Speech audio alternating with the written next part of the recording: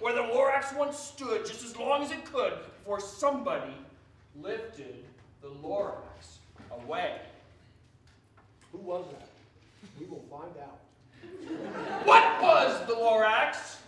And why was it there? And why was it lifted and taken so where? From the far end of town where the grickle grass grows? The old Onceler still lives here. Ask him. He knows. The Wonderlick?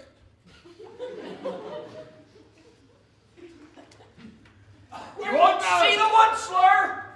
You No won't. cookies for you!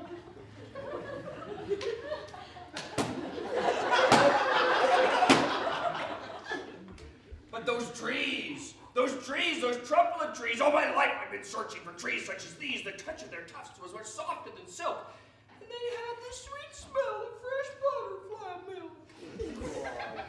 If you drinking butterfly milk? You know it. Who milked the butterfly? I felt a great leaping of joy in my heart. I knew just what I'd do. I unloaded my cart. And in no time at all, I built a small shop, then I chopped down a trumpet tree with one chop, and with great skillful skill and with great speedy speed, I took the soft tuft and I knitted a thneed. Wonderful, the wonders of capitalism. If you'd like to see a thneed, by the way.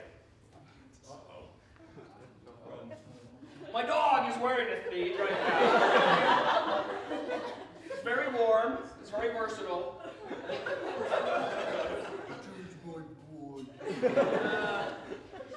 Master! He said with a sawdusty sneeze, I'm the Lorax! I speak for the trees! I speak for the trees! For the trees have no tongues! I'm asking you, sir, at the top of my lungs!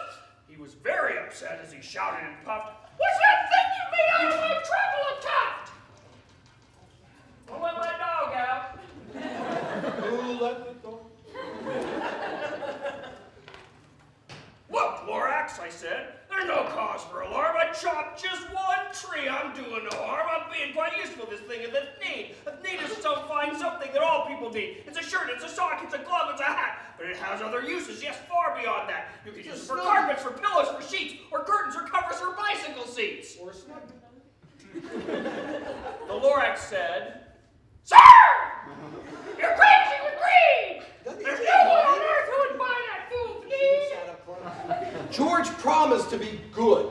Now, how do we define good? As compared to being in trouble. I think these are very ambiguous terms. They could be taken a number of ways. But it's easy for little monkeys to forget. Atrocious. On the deck, he, and we're assuming he means George, even though this pronoun is rather ambiguous on who he is. It's just one of the problems with the writing here. He found some seagulls. Now, seagulls would be an allegory for freedom. Exactly. He wondered how they could fly. Freedom to caw. And all caps, which I find very impressive, to fly. It looked easy, but dash. Very inappropriate place for a dash. The writing here is atrocious. Eats, shoots, and leaves. Yes, with dashes. I know that's I'm glad someone gets my references, as obscure as they may be. Oh, what happened! Exclamation point. You see this thing here? This is a telephone. You folks may not recognize this. It has a wire to it. It has different parts to it. 1, 2, 3, 4, 5, 6, 7. He's texting. What fun! He hurried through the building and out onto the roof, and then he was lucky to be a monkey. Really? Colon. Out he walked on the telephone wires. I think that's a very inappropriate use of a colon. Mr. Eat, Shoots, and Leaves.